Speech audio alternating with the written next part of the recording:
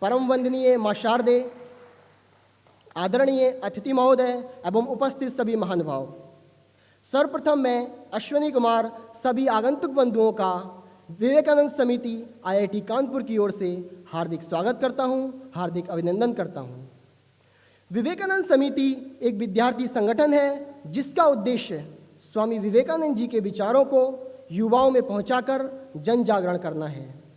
विवेकानंद समिति 2011 से स्वामी विवेकानंद जयंती को विवेकानंद यूथ लीडरशिप कन्वेंशन के नाम से मनाता आ रहा है और बड़े हर्ष और उल्लास के साथ मनाता है।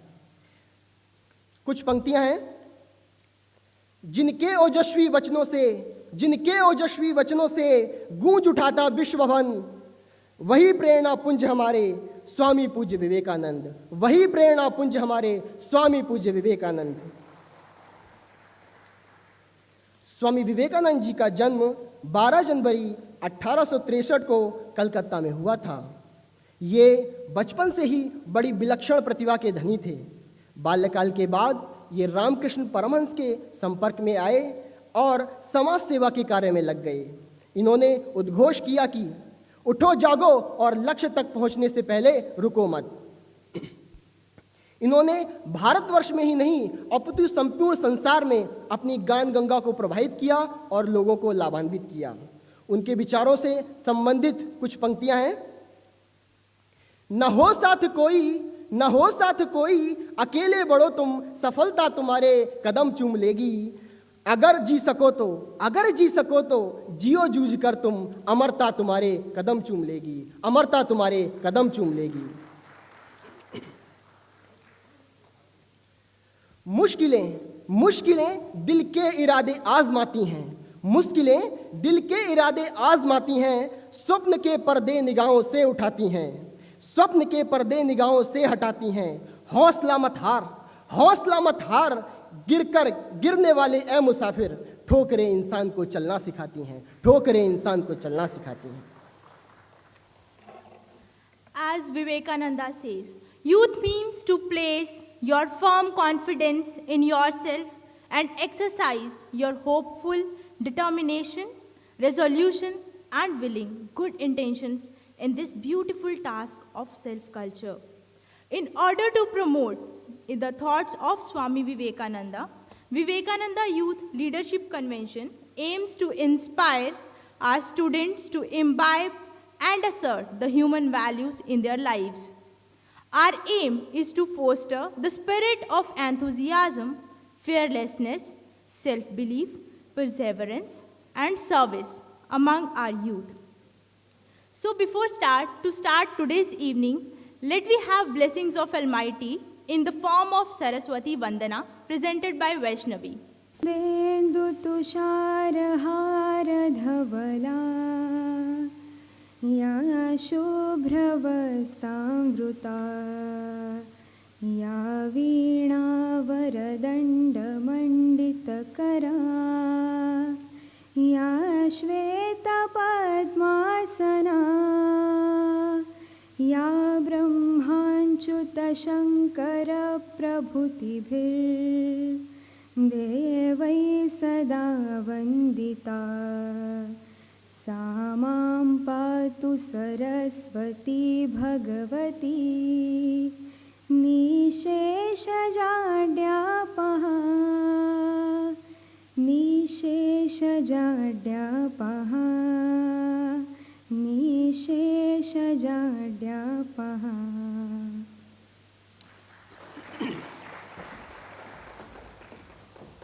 It is the moment of pride and honor for all of us, because we have with us Param Veer Chakra Bana Singh Ji, Jal Purush Rajendra Singh, and Swami Tejomayananda, Dean Research and Development, Professor A.K. Chaturvedi. I heartily welcome all of them on the behalf of IIT. So, I, Priyajit Kaur, invite our today's honorable guests, Param Veer Chakra Bana Singh, Jal Purush Rajendra Singh, Swami Tejomayananda, Dean Research and Development, Professor A.K. Chaturvedi, to please come on the stage and inaugurate this event by lighting the holy lamp.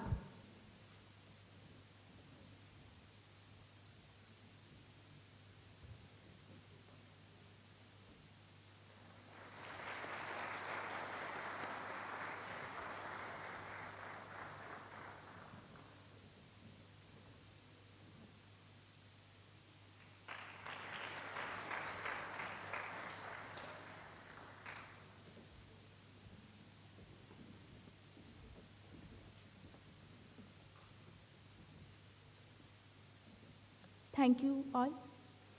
Now as Vivekananda says, take risks in life. If you win, you will be a leader. And if you lose, you can guide. Such leaders are here with us today. So, to welcome them, I request our Honorable Dean Research and Development, Professor A.K. Chaturvedi, to present bouquet and flowers to our guests and welcome them on the behalf of whole IIT community.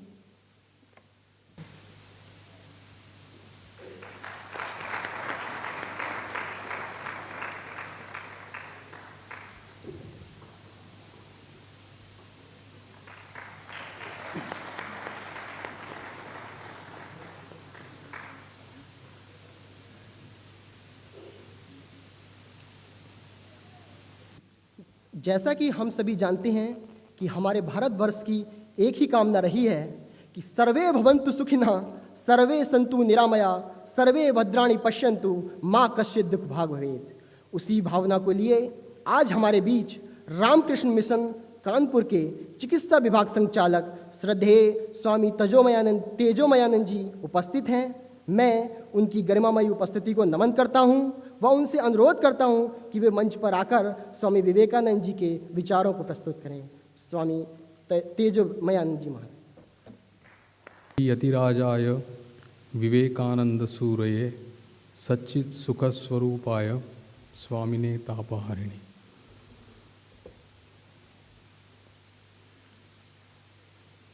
Paramvir चक्र श्री भाना Singh and the guest Sri Jalapurush, what's the good name? Rajendra Singh ji, and Dean Faculty Research Center Sri Chaturvedi ji, the faculty members of IIT, students, invitees and guests. It's pleasure today to be amidst you on this program of Swami Vivekananda Youth Leadership Convention. Swami Vivekananda, in commemoration of Swami Vivekananda's 158th birth anniversary, there are a number of programs are being held throughout the country and abroad also. And the name of Swami Vivekananda and his work is so much dear to our hearts, because when we are dealing with such a personality, we are not dealing with any personality or like a legendary hero or a mythological god, but a person who stayed with us in our own times, the one who has also had just schooling like us, graduated from Calcutta University, and the one who has acted and reacted with this world with all its problems and aspects. So, Swami Vivekananda stayed in our own times. He was modern, as well as he has assimilated all the great cultural heritage of India in his personality. He was combination of high idealism and immense practicality. And we are very much thankful to this institution, this Vivekananda Samiti, who has been organizing for for last 3 years this kind of programs, inviting guests and inviting prominent, eminent personalities for this Swamiji's birthday celebrations. And as one of the anchor told, that the main principle of this institute, this Samiti, is to spread the message of Swami Vivekananda among the youth. And this they are carrying out very successfully. I very much appreciate their efforts in this manner. And this, I remember one shloka of Mahabharata in this connection, where you may be knowing perhaps the incident when the Pandavas were in exile, and during their exile time one day they were feeling thirsty, especially their mother Kunti. So they sent, the king Yudhishthira sent one of his brother to fetch the water. But the water reservoir was protected by this one Yaksha. And he asked that if you want to take the water from here, you have to answer my questions. But then he did not pay any attention, so he dropped down dead. So like that, 4 of the Pandava brothers, they dropped down dead. Then King Yudhishthira went to the reservoir. Same question was asked by Yaksha in the form of stork. And then Yudhishthira calmly said that, yes, I will answer your questions. And then they were famous, because they became famous in the form of Yaksha Prashnas, and they were incorporated in Mahabharata. So among those Yaksha Prashnas, there are 4 questions became very much popular. One of them was Kah Pantha. That means, what is the way? So the Yudhishthira answered, Veda vibhinna smritayo vibhinna naso muniryasya matam na bhinnam dharmasya tattvam nihitam guhayam mahajano yena gata sah pantha. So he says that Vedas speak differently of this tattva, that is the principle. Even the 2 munis, that means the 2 rishis don't have one opinion. But the principle, that is tattva, that is there inside, hidden in our heart. And the path trodden by the Mahajan means Mahanjan, Mahapurush, the great souls, is the only path. So by saying this, we can say that the persons like Swami Vivekananda, personalities like Swami Vivekananda, when they appear before the world, they also leave behind us these traces, guidelines, and then they give us the methodology to work out full philosophy of life, their work and life, and dedicate their lives for the total development of man. Because Swami Vivekananda's primary concern was with man and its total development. Suppose as a reader of Swami Vivekananda, or being the member of this Vivekananda Samiti, if suppose somebody asks you what is the central theme of Swami Vivekananda's teachings and his life and work, and it is this, that divinity of man. He stressed this point more and more, so vigorously, that no other teacher or acharya in the past has stressed so much about this divinity of man. He wrote in one of his letters that my ideal can be put into few words, that is to preach into mankind their divinity and how to make it manifest in every moment of our life. So this divinity is there inside us, perfection is there, all power, succor, strength, everything is there within us. But then it is to be manifested. So what bars to manifest this divinity? It is this ignorance, or this avidya they call it. So when it is removed, when the veil of ignorance is removed, then all the perfection that is there, it comes out. Patanjali Yoga Sutra says, Nimitta prayojakam prakritinam varana bhedastu tatah kshetrikavat. A farmer wants to irrigate the field. What he does? He goes to a reservoir. The reservoir which is at the high altitude. And from there, the water which is actually kept in control by the barricaded water, He simply removes that barricade, and the water comes out, gushes in, and then he channelizes it and irrigates the farm. So similarly, all the perfection, all the succor, strength, everything that is there within us, only that is to be manifested. That barricade of ignorance has to be removed. So Swamiji's approach towards religion was never sectarian or any kind of a very narrow-minded, but his definition of religion, as the religion is the manifestation of the divinity already within man, so says that there was never a very kind of a sectarian approach. So he says, while establishing Ramakrishna Mission, he said that this is our sectless sect, that is Sampradaya Varjit Sampradaya. So this is what Swamiji preached, and he's saying that man is never traveling from error to truth, but he is always traveling from truth that is on the lower side to the truth that is on the higher side.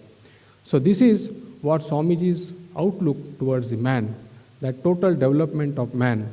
So he calls upon the people, says that teach yourself, teach everybody, and call upon this sleeping soul and see that how it awakes.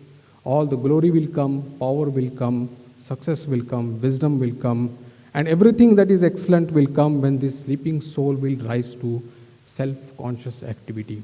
Now only this has to be done.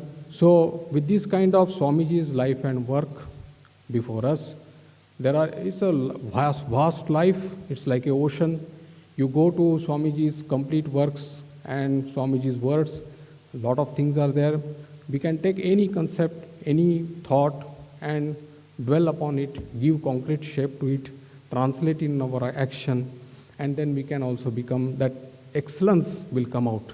And that is what everybody is aiming for. So I hope that Swamiji, when he says that, that the great potential is there is a science of human capacities, infinite capacity is there, infinite potential is there. He never overlooked or ignored this fact. And time and again he said that all potential, all succor, all strength is there within us, only it needs to be manifested.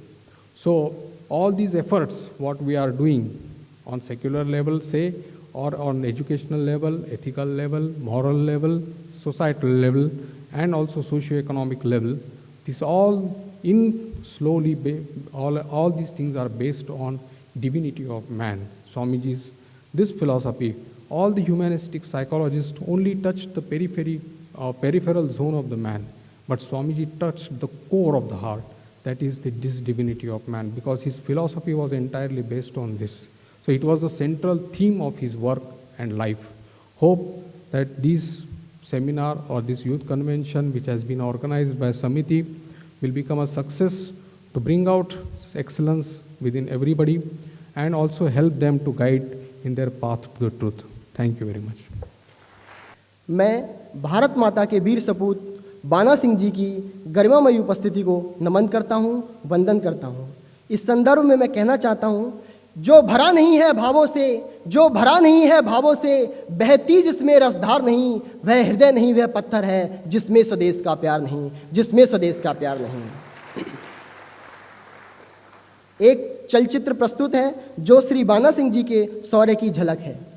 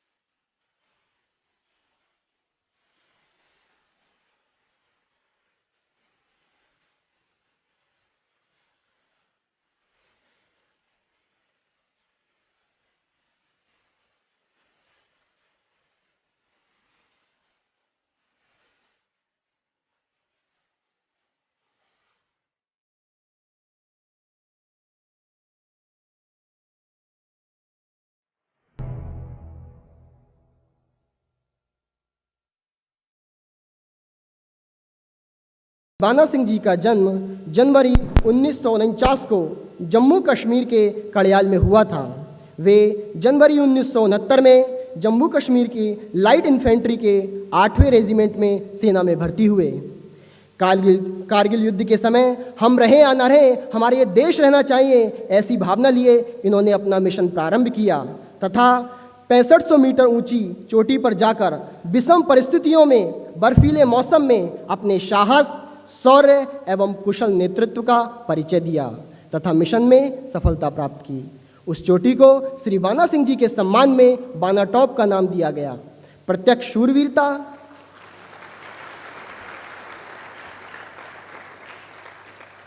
शूरवीरता, विषम परिस्थितियों में कुशल नेतृत्व हेतु 26 जनवरी 1988 को इन्हें परमवीर चक्र से नवाजा गया। हम सभी जानते हैं कि परमवीर चक्र भारत का सर्वोच्च सैन्य अलंकरण है। बलिदान यहाँ इतिहास बना करता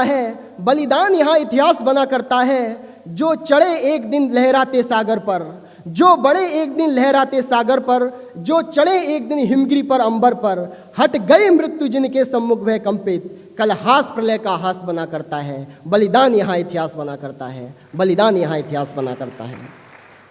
आज हम सब बहुत ही सौभाग्यशाली हैं कि ऐसी तेजस्वी, ओजस्वी, जुझारू प्रतिभा हमारे बीच उपस्थित हैं। अतः सभी से अनुरोध है कि तालियों से श्री बाना सिंह जी का जोरदार स्वागत करें।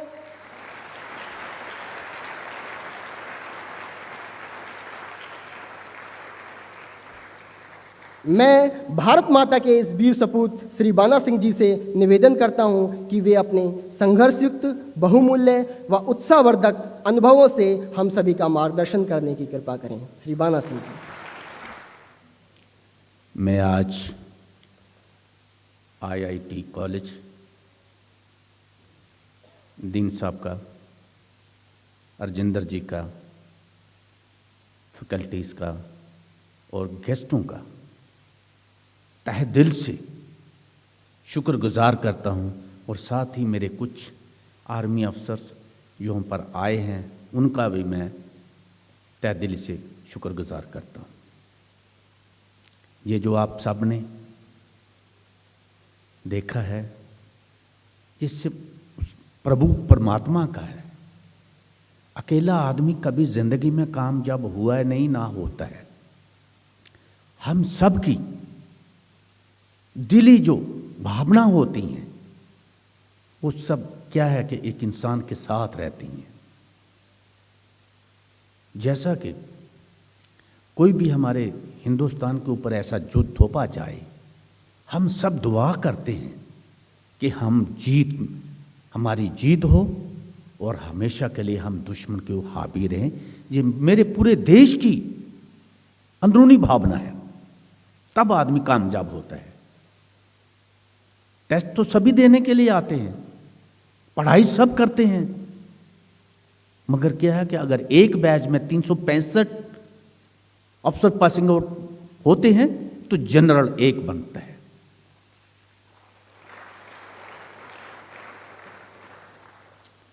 तो मैं दूसरी साइड में जाऊं, बेसिकली यहां बताई दिया है जम्मू कश्मीर का मैं रहने वाला हूं। 6 जनवरी 1949 में मेरा जन्म हुआ और 69 में मैंने आर्मी ज्वाइन की। क्योंकि हमारे जो बड़े सदस्य थे वो काफ़ी ब्रिटिश टाइम में भी वहाँ पर उन्होंने ज्वाइन किया था। और उस समय क्या था कि एक जैसे हम अभी नैब सुबदर बोलते हैं, उस टाइम जमेदार बोलते थे। तो ब्रिटिश टाइम मेरे जो ताऊ जी थे वो ब्रिटिश टाइम में जमेदार थे। वो जब उनकी प्रेरणा, जब वो रिटायरमेंट पर आए तो हमें कहने लगे, जाते हैं ना बड़ों के पास बैठते हैं, थोड़ा सा भाषण प्रदर्शन कुछ होता है, कहने लगे कि फौज की ज़िंदगी बहुत अच्छी है। देखो आपके ताऊ जी एक ब्रिटिश टाइम में आज पढ़ लिख कर जमेदार हैं, मगर हमें तब हमारी फैमिलीज को पता चलेगा अगर इनसे 2 कदम आप आगे जाओ तब हमारी फैमिली एक बहुत डेवलपमेंट कर सकती है। इसको किस चीज चिंता थी?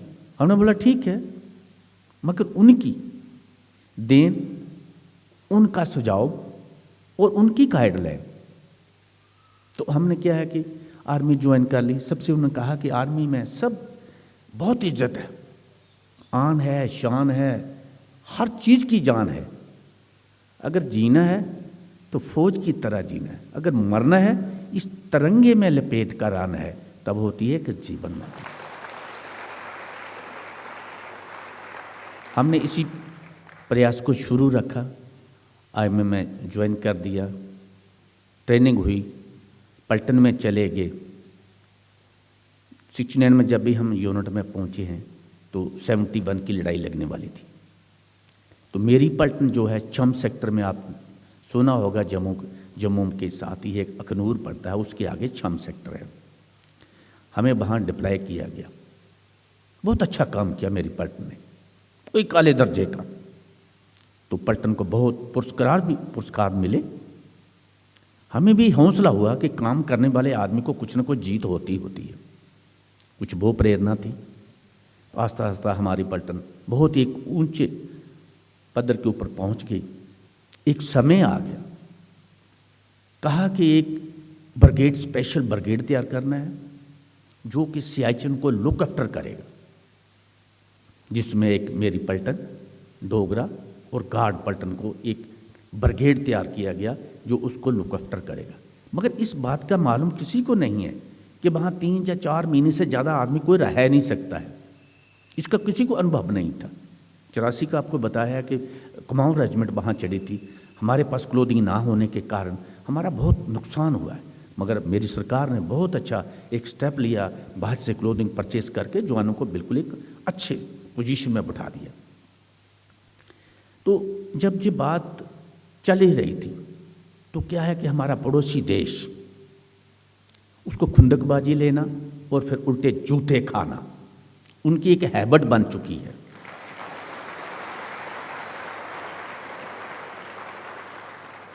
ये शुरुआत किस बात पर हुई? हम हिंदुस्तानी वार नहीं चाहते, हम पीस चाहते हैं, पीस की जिंदगी जीना चाहते हैं। जियो और जीने दो, मगर क्या है, उसको कुछ ऐसे है, सोच ऐसी है कि कुछ ना कुछ पंगा करना ही करना। 1987 में हमारे स्वर्गीय प्रधानमंत्री राजीव गांधी जी, हमारे chief of army staff Sharma साहब बैठकर एक मीटिंग कॉन्फ्रेंस लिया कि अगर देश के ऊपर ऐसी कोई मुश्किलात पैदा हो जाती है तो क्या हमारी फौज एक जगह से दूसरी जगह अगर शिफ्ट करते हैं, क्या पहुंच सकती है, उस कार्यक्रम को कर सकती है, कामयाबी हो सकती है। हुक्म है, फौज में हुक्म है, यस सर, ठीक है। ये पूरा ट्रायल हुआ। हमारा पड़ोसी देश को भी कुछ सोच में आ गया, वो भी अपनी लड़ाई की तैयारी कर ली उन्होंने। तो इन्होंने कहा कि इस दफ़ा कुछ ना कुछ हमने करके दिखाना है। बिल्कुल पूरी तैयारी की गई, जिसमें एक मेरी पलटन, 10 सिख और पहरा रेजिमेंट को ये टास्क दिया सियाचिन में कि आपने उस पोस्ट के ऊपर अटैक करना है।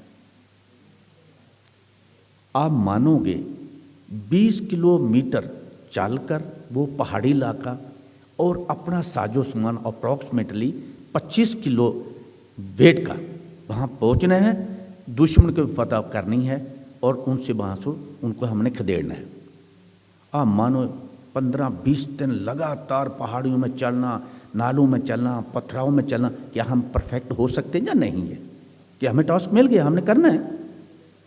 मगर जब बिल्कुल नज़दीक हासिल कर ली हमने, तो हमारे पड़ोसी ने कहा हम तो अपनी ट्रेनिंग कर रहे हैं भाई, हम लड़ाई की तैयारी कोई नहीं है, हमारा कुछ आपसे लेना देना नहीं है।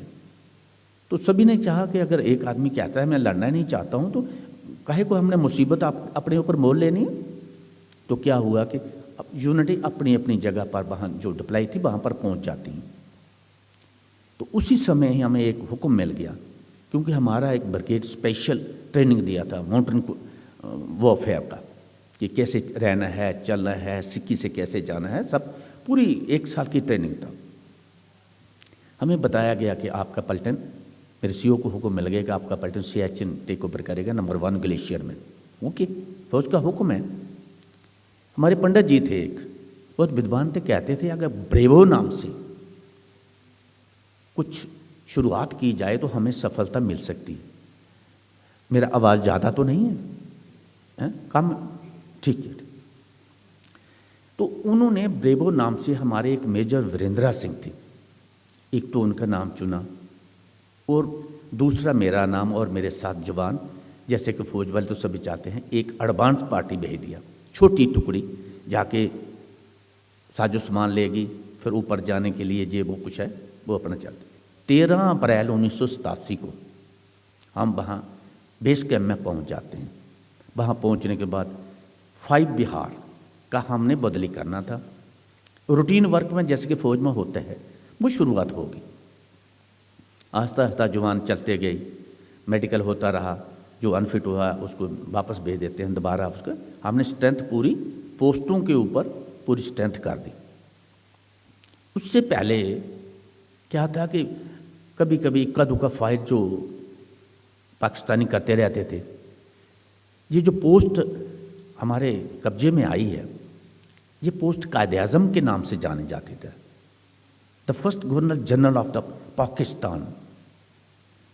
तो उन 21,153 फुट हाइट में हम 17-18 हाइट में पर हैं, तो नेचुरली वो फायर करते रहते थे इक्का दुक्का।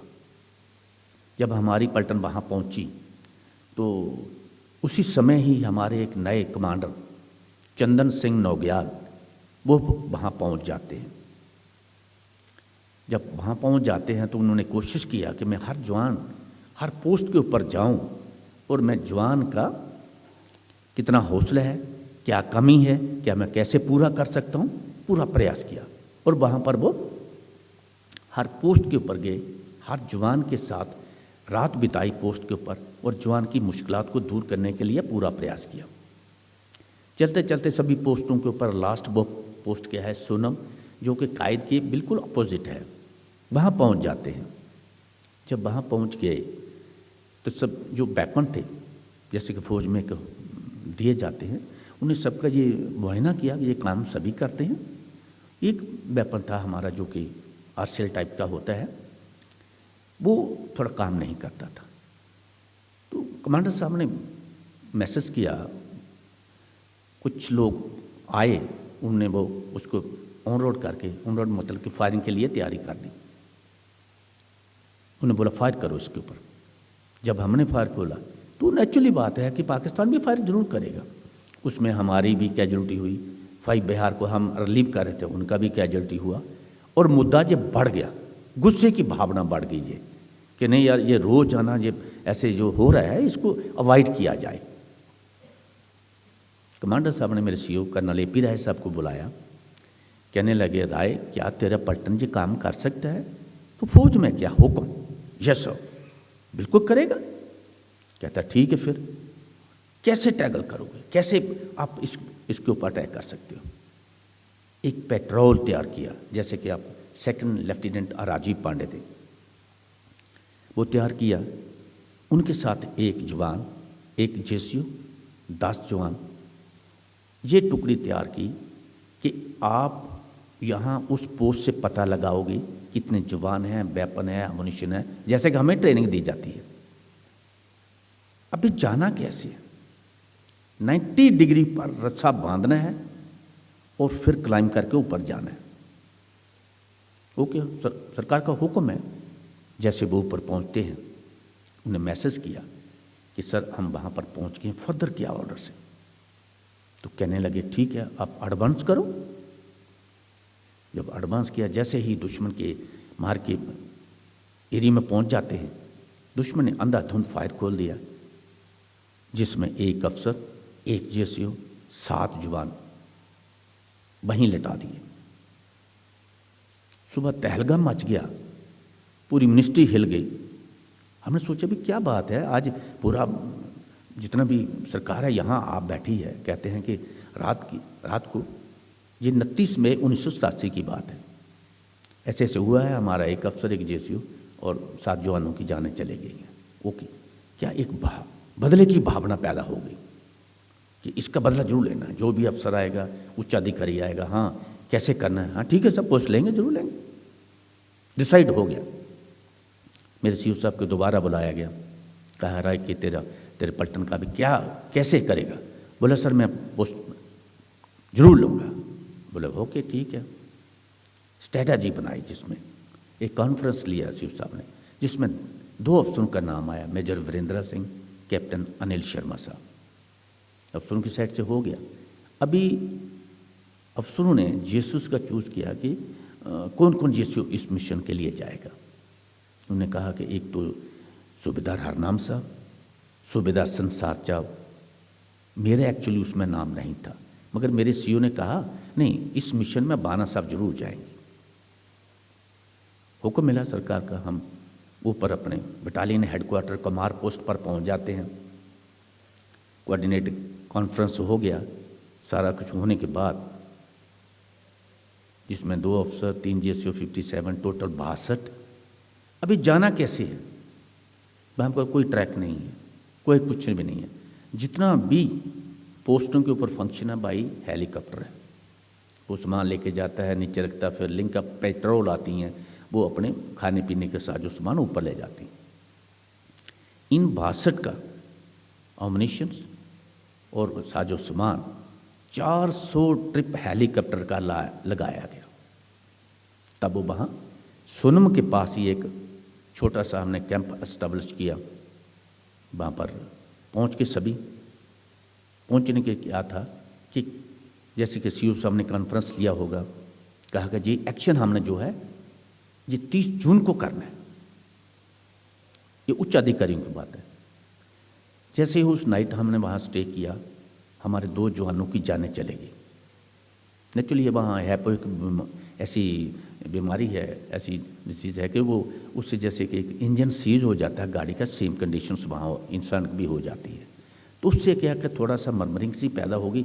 अगर एक दिन में ऐसा है तो अभी तो दिन तो बहुत हैं, उसका क्या करेंगे। फिर हमने बैठकर एक कॉन्फ्रेंस हमारे मेजर साहब ने लिया कि क्यों नहीं इससे पहले हम क्यों ना करें। जाना तो है, या पोस्ट तो कैप्चर करनी ही करनी है, चाहे हम पहले करें बाद में करें, वो हमारा कोशिश होना चाहिए। मगर एक बात जरूर है, करना और कराना, there is too much differences. नक्शे कब के बने हुए हैं, 150 साल 200 साल हो गए, गया कौन है उसके ऊपर। जब हम चलेंगे प्रॉब्लम्स का हमें पता चलेगा, ट्रुप्स के साथ हमने कैसा एडवांस करना है। हमने एक प्लान कर लिया कि बेटर है सर कि हम क्यों नहीं सीधा सोनम पोस्ट से सीधा चढ़ेंगे, इजी लगेगा, जैसे हम चढ़ सकते हैं, कोई बात नहीं, स्लोप है। 23 जून 1987 में क्या हुआ कि सोनम से डायरेक्ट चढ़ना हमने शुरू किया। आप मानो 8 बजे शुरुआत की और सुबह 4 बजे तक 150 मीटर चढ़ पाए। इतनी स्नोफॉल, इतने क्रैवस, हालांकि हमारे पास सब कुछ था, फोल्डिंग लैडर थे, एल्युमिनियम लैडर थे, उसको क्रैवस को पार करने के लिए जस्ट लाइक एक मंकी टाइप्स हम क्रॉस करते, मगर नहीं चढ़ पाए।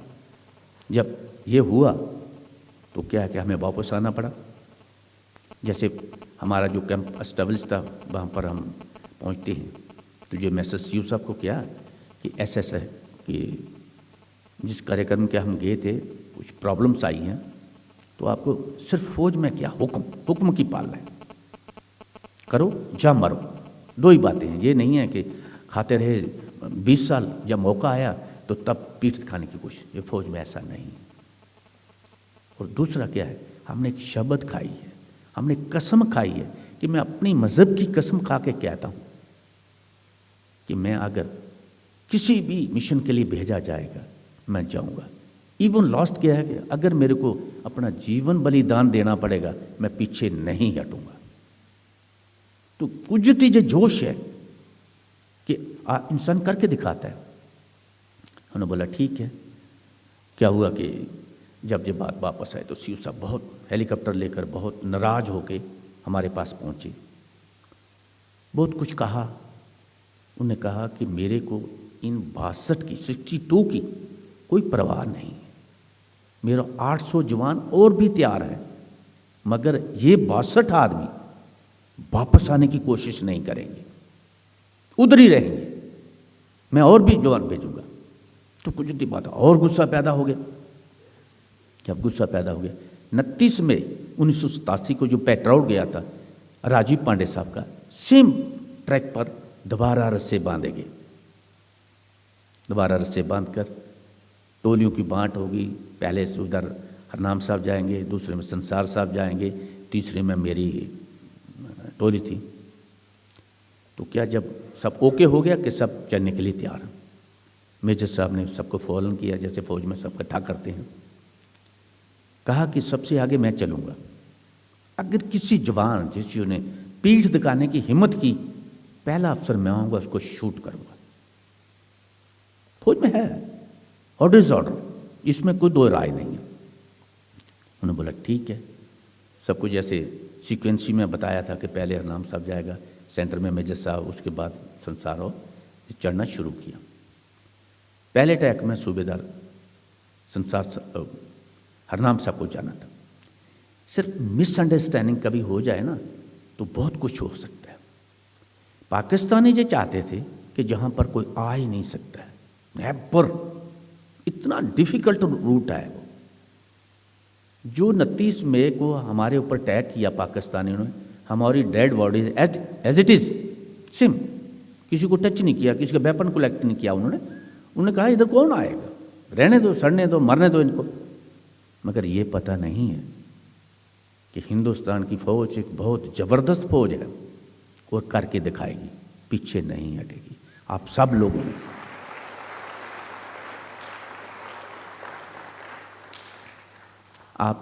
ने कारगिल युद्ध को देख लिया है, पाकिस्तान के दांत खट्टे करके दिखा दिए। क्योंकि पहले ऐसी कोई इतनी टेक्नोलॉजी, इतनी टीवीज़ का इतना बोलबाला नहीं था। तो शुरू हो गया। उनने ये एक ओवरहैंग बनता था जिससे थोड़ा सा क्लाइंब करना, फिर हमने टर्न करना है। सिर्फ उनका क्या था, अगर एक आदमी एक डंडे के साथ बैठ जाता, एक डंडा लगाने से 1500 फीट गोली के माफ नीचे जाता क्रेविस में, कोई नहीं चढ़ सकता था। ब्रिगेड क्या, डिवीजन क्या, कमांड नहीं चढ़ सकती थी। ये उनकी भूल थी कि जहां कोई नहीं आएगा। पहले अटैक में क्या हुआ कि बदकिस्मत से होता है कि कहीं भी किसी भी काम के लिए आप जाओ, एक दफ़ा तो कुछ ना कुछ हो ही जाता है, उसमें कुछ ना कुछ बिगिन पड़ जाता है। तो दुश्मन के साथ भारी फायर होने के कारण हमारे भी कैजुअल्टी हुआ, हमें सूबेदार हरनाम साहब को वापस आना पड़ा। तो सूबेदार संसार साहब की 25 जून को ये जिम्मेदारी थी कि आप अपनी सेक्शन को लेकर, कोई इतना बड़ा एरिया नहीं है, कोई कहो कि वहाँ पर बड़े पिल बॉक्स बने हैं, बंकर्स बने हैं, वहाँ कोई ट्रेंचेस बने हैं, नो ट्रेंचेस, कोई ऐसा पिल बॉक्स भी नहीं है, कोई ऐसा रहने के लिए, सिर्फ एक फार्म हट है जिसमें वो पाकिस्तानी रहते थे। जैसे सूबेदार संसार साहब ने बिल्कुल नज़दीकी हासिल की तो कुछ कम्युनिकेशन गैप उसमें आ गया। होता है, वहाँ आदमी फेल हो जाता है तो कम्युनिकेशन में भी जरूर गैप होगा। दिए हुए टाइम के अनुसार, जैसे कि फौज में सिखाया जाता है इतने बजे हमने अटैक करना है, सब कुछ करना है, वो हमें सब जाने से पहले सब कुछ बता दिया था। मेजर साहब ने मेरे को कॉल किया, कहते हैं कि भाना साहब टाइम हो चुका है, तो कम्युनिकेशन में गैप आप फर्दर क्या करेंगे, आप जाइए पता कीजिए। मैं मेरे साथ 2 जवान लिए क्रॉलिंग करके वहाँ पहुँचते हैं तो क्या कि जाने से पहले कोड वर्ड निकनेम रखे जाते हैं लड़ाई के दौरान में, ये ना हो कि अपने जवानों से ही गुत्थम-गुत्था होकर हमारा कैजुअल्टी हो जाए। वही प्रोसीजर हमने अडॉप्ट किया। वहाँ पूछा उनको, उन्होंने कहा कि आप हमारी मदद के लिए आप आइए। हमने आकर मेजर साहब को बता दी कि सर ऐसा है, ओके। मेजर साहब उनके साथ 2 जवान, सेट वाला सारा कुछ जो कि एक प्रोसीजरली बना होता है, वो हम भी वहाँ पहुँच जाते हैं। फिर टाइम बता दिया, इतने आवर्स पर हमने एडवांस करना है, फिर दुश्मन को अटैक करना है। तकरीबन 1 घंटा बीतने के बाद क्या हुआ कि जब आप मानो वो 21,153 फीट हाइट और गोली के माफक हवा और -45 डिग्री, दुश्मन से लड़ना आसान है मगर उन मौसम के साथ लड़ाई करना बहुत ही कठिन था। मगर उस चीज़ की परवाह ना करते हुए यही लगन थी कि हमने एक दफ़ा पोस्ट लेना है और जीवत वापस नहीं जाना है अगर पोस्ट नहीं हुई तो। किस मुंह से, किस फेस कैसा दिखाएंगे अपने साथियों को, अरे इनको भेजा था वहाँ पर और ये देखो पीठ दिखाकर फिर वापस आ रहे हैं। एक जोश है, सबके जुनून होता है, देश का जुनून है, देश का प्यार है। अगर देश है तो हम हैं, अगर देश नहीं तो हम भी हैं, हम कुछ नहीं हैं। तो कहा कि संसार साहब तो जस्ट प्रॉब्लम हो गया, वो तो वैक्यूएट किए गए हैं, ये मिशन आप अभी पूरा करो। ओके, मैंने कुछ पॉइंट्स उनको 1971 की लड़ाई की, जो छम सेक्टर में खुद लड़ी है वहाँ पर, कहा कि ऐसे ऐसे पाकिस्तान ने किया था, ऐसे हुआ था, ऐसे। ओके, वो बोलते हैं जी आप पर निर्भर है कैसे आपने प्लान करना है। सिर्फ एक अच्छा लीडर कैसे बन सकता है, अच्छा अध्यापक कैसे बन सकता है और अच्छा एक मंत्री कैसे बन सकता है, उसमें खूबियां होनी चाहिए।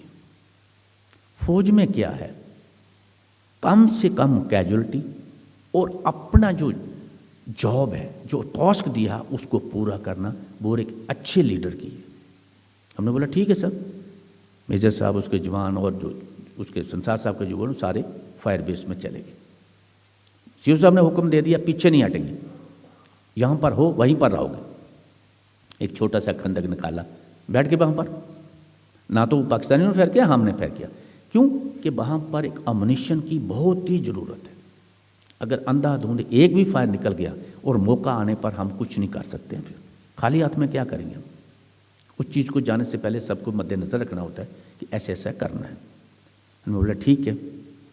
जैसे ही सुबह हुई, सुबह वहाँ दिन और रात एक है, सूरज निकलेगा थोड़ा सा टाइम में निकलेगा, नहीं तो वो सब पूरा पैक होता है। मेरे दोस्त जो जवान थे साथ, वो उनको एक चिल्बलन फ्रॉस्ट बाइट हो गया। हमने बोला कि फिर क्या है, जो पहले ही बीमार है वो क्या कर सकेगा। हमने बोला ऐसे करो, आप जाकर मेजर साहब को रिपोर्ट करो कि सर ऐसे ऐसे हो गया। उन्होंने बोला ठीक है। उन्होंने जाकर उधर बताया। मेजर साहब ने क्या कि एक सेट ली, एक सेट और 2 जवान, जिसमें लेसनेक लक्ष्मण जो कि आज एक सुधर मेजर है, और सपाई चूनी लाल ये बदरबाग की उस पार के रहने वाले हैं। वो दले लड़के, पहाड़ी इलाके हैं, वो चढ़ने में भी कोई परवाह नहीं रखते हैं। वहाँ पहुँचते हैं, मेरे को सेट हैंड ओवर करते हैं। कहते मैंने पूछा, मैं क्या हुक्म है। कहने लगे कि अभी अटैक जो है दिन को होगा। हमने बोला कोई रिश्तेदारी में तो जाना नहीं, मेहमान बनकर हमने तो देखेंगे, फिर अगर हो गए पार, नहीं तो काम ही ख़त्म हो जाएगा। फिर दोबारा बात हुई मेजर साहब से। कहने लगे सिचुएशन का पता है कि 4 दिन आज लगातार हो गए, आर्टिकल शेलिंग हो रहा है, एयर ब्रेस्ट हो रहा है, ग्राउंड ब्रेस्ट हो रहा है, सब वेपन फायर कर रहे हैं। तो आप सिचुएशन को पूरा जानते हैं, आप पर निर्भर है आपने कैसे टैकल करना है। फिर उन्होंने 3 जवान भेजे, 6 हो गए टोटल। फौज में क्या है कि एक सिचुएशन बनी है कि जब तक फायरिंग चलता रहेगा, आप धीरे धीरे एडवांस करोगे। जैसे ही वो पोस्ट के नज़दीक पहुंच जाते हो तो आपने फायर स्टॉप होगा, आपने दावा बोला है। ट्रेन में क्या है कि अगर हैंड ग्रेनेड अगर पोस्ट के ऊपर किसी भी बंकर में फट जाता है तो क्या है, एक खलबली सी पैदा हो जाती है कि वो क्या एक इंडिकेट होता है कि इट मीन्स कि दुश्मन जो है पोस्ट के ऊपर चढ़ गया है। भागा दौड़ी, सबको अपना जीवन बचाना है, सबको अपनी सेफ्टी करनी है और सेफ्टी रखते हुए अपने कार्यक्रम को करना है। कुछ लोग जो जख्मी हुए वो पीछे एक हट बना था, फॉरन हट, उसमें वो भी हमारी तरह ऐसे ही थे। रहना बहने का वही छोटा सा एक बंकर था जिसमें वो जाते थे, फिर वो खाना पककर पीछे से आता था, वही खाते थे। हालत उनकी भी टायर्ड थी, हमारी भी वैसी थी, मगर उनकी चढ़ाई में थोड़ा स्लोप था, हमारा जो चढ़ना बहुत ही डिफ़िकल्ट था। जब ये सारा कुछ हुआ तो हमने बोला पर ठीक है, पोस्ट के ऊपर दावा बोल दिया। कुछ लोगों ने हिम्मत किया, जो लक्ष्मण था, चूनी लाल था, मगर किया कि जो जख्मी हो गया है, लगातार फायरिंग हो रहा है, तो कुछ लोग भागकर जो इंजर्ड थे उन्हें हट में जाने का प्रयास किया, और जो लोग कम जख्मी थे, जो जिस साइड से वो ऊपर चढ़ते थे, वो सिर्फ वहाँ पर उसी रास्ते से भाग रहे थे। हमारे एक सोनम पोस्ट हैं कैप्टन राम प्रकाश साहब, वो हमें इंडिकेट कर रहे हैं कि दुश्मन जो है भागता हुआ नीचे की तरफ जा रहा है, हम नहीं देख रहे हैं, वो एक सैडल टाइप बनता है। हमने बोला ठीक है कोई नहीं। जैसे हम वहाँ पर पोस्ट के ऊपर कब्जा हो जाता है तो एक ट्रेनिंग दी जाती है पूरे एरिया का सर्च आउट करना है कि दुश्मन तो उनको कहीं नहीं है। और फिर क्या, हमें यह भी हुक्म था कि उनको जिंदा पकड़ कर लाना है। हमने मेजर साहब को कहा ऐसा नहीं होता है, जो लोग जख्मी हैं ग्रेनेड लूप करके LMG का बेस्ट करके बस से चिटकनी बंद कर दी। हाय हाय की आवाज़ आ रही थी। हमने उस मिशन को नहीं देखना था, हमने अपना ये तो हो गया, हमने क्या है और जो अगर काउंटर अटैक हो भी जाता उसका सामना करने के लिए हम बिल्कुल तैयार। मेजर साहब ने कहा कि आप ऐसा करो, जिस साइड से पाकिस्तानी ऊपर चढ़ते हैं आप एक LMG जैसे कि हमारा लाइट मशीन गन होता है वहाँ पर डिसाइड किया कि वहाँ पर एडजस्ट करो और फिर आगे देखते हैं कैसे करना है। आप मानोगे, जैसे वहाँ पर उनको बिठाया जाकर तो उन्होंने अनाउंसमेंट कर दिया, पाकिस्तानियों ने, जो अफसर था उन्होंने कहा कि ये पोस्ट अभी जो है ये इंडिया के कब्जे में आ गई है। इतना एयर ब्रेस्ट और शेलिंग से ज़बरदस्त।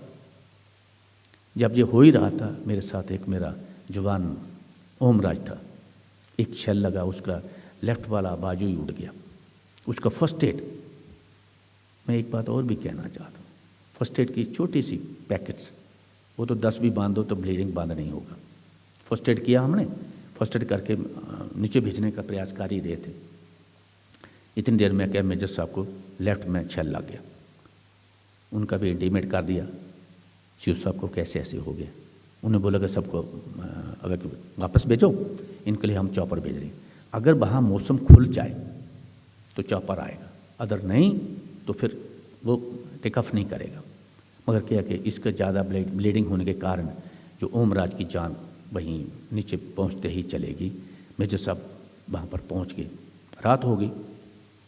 अभी इन्होंने क्या किया, मेरे शिव साहब ने कहा कि अगर काउंटर अटैक हो जाता है रात को तो कम से कम कैजुअल्टी होनी चाहिए, ना कि वो जितने जवान वहाँ पर अभी और डिप्लाई हो गए हैं उनका कैजुअल्टी होगा, हमारा बेइज्जती होगा। तो उन्होंने कहा कि ठीक है, यहाँ पर 4 या 5 रहेंगे रात को, बाकी सब जवान जो फायर बेस में वापस आएंगे।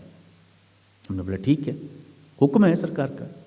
फिर प्लानिंग किया उन्होंने कि कैप्टन अनिल शर्मा साहब हमारे देश में है ना, पहले घी कभी नहीं खाया है, मगर जिस दिन मौत होगी ना वो उसके मुंह में घी जरूर डालेंगे। रीति रिवाज है ना हमारा, वो हमारा रीति रिवाज है। तो क्या क्या बड़े टीन लिए उन्होंने, बड़े मिठाई वगैरह सब लेकर, और साथ ही एक टीन में चावल डाले हुए, वो चावल ऐसे स्टोन टाइप। हमने बोला हमारे पास कुछ साधन ही नहीं है, कैसे खाएंगे, कोई कुछ भी जलाने के नहीं है।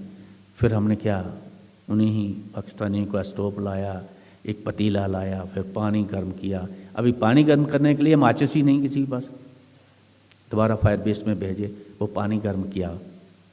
3 दिन के बाद एक गिलास पानी पिया, 3 दिन के बाद। अगर सुबह का टाइम होता है, स्नोफॉल हो रहा है, थोड़ा सा साफ स्नो को मुंह में डाल दो, तब आपका चलता है। ये कम कार्य किया। जैसे ही 27 को क्या है कि हमारे कमांडर साहब वहाँ पहुँच जाते हैं, चंद्र सिंह नौगियाल। पोस्ट का नाम है वो बाना पोस्ट से पुकारा जाएगा।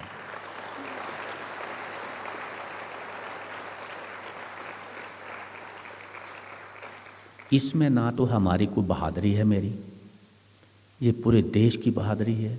देश साथ था और हम हैं। और मैं एक बात और बता देना चाहता हूँ, अगर हम सच्चे दिल से उस प्रभु परमात्मा को याद रखें ना, मैं बोलता हूँ वो जरूर आता है।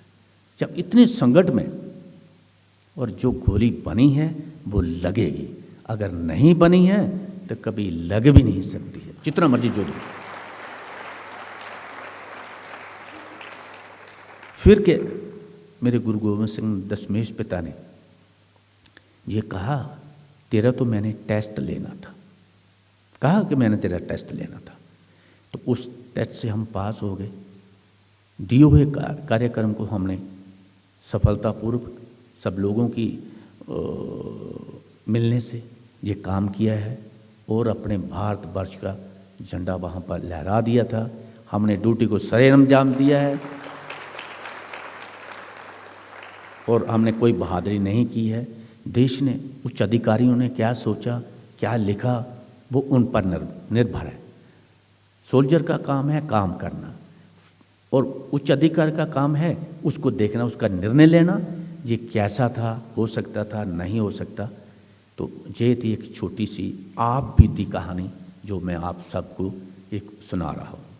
तो इससे बाद मैं ये भी कहना चाहता हूँ कि आज मैं बहुत भाग्यशाली हूँ कि आज 25 साल के बाद, नहीं तो मोस्टली ये अवार्ड जो है मरणोपरांत है। तो ये जो सरकार ने हुक्म दिया हमने उसकी पालना की है।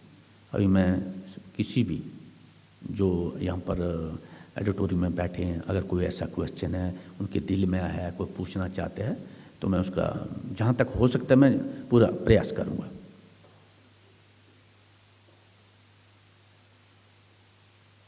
ओके, जय हिंद।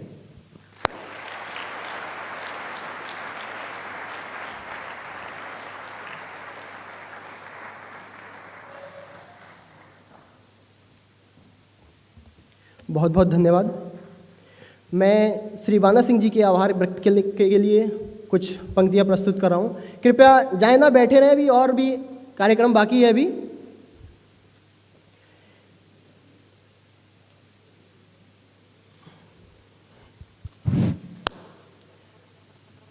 क्या ये देश उन्हीं का है, क्या ये देश उन्हीं का है जो युद्धों में मर जाते हैं, अपना खून बहा करके सरहद को पार कर जाते हैं। ऐसा युद्ध वतन की खातिर, ऐसा युद्ध वतन की खातिर सबको लड़ना पड़ता है। संकट की घड़ियों में सबको सैनिक बनना पड़ता है, संकट की घड़ियों में सबको सैनिक बनना पड़ता है। जो भी अपने वतन की खातिर, जो भी अपने वतन की खातिर मरने को तैयार नहीं, उसकी संतति को आज़ादी जीने का अधिकार नहीं।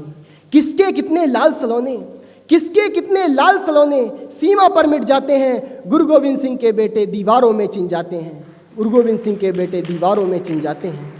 झांसी की रानी लड़कर के, झांसी की रानी लड़कर के राजधानी मिटवा देती है, पन्ना धाय वफादारी में बेटा कटवा देती है, पन्ना धाय वफादारी में बेटा कटवा देती है। ये गाथा उनको सूरज की लाली में रख देती है, हाड़ा रानी शीश काट कर थाली में रख देती है, हाड़ा रानी शीश काट कर थाली में रख देती है।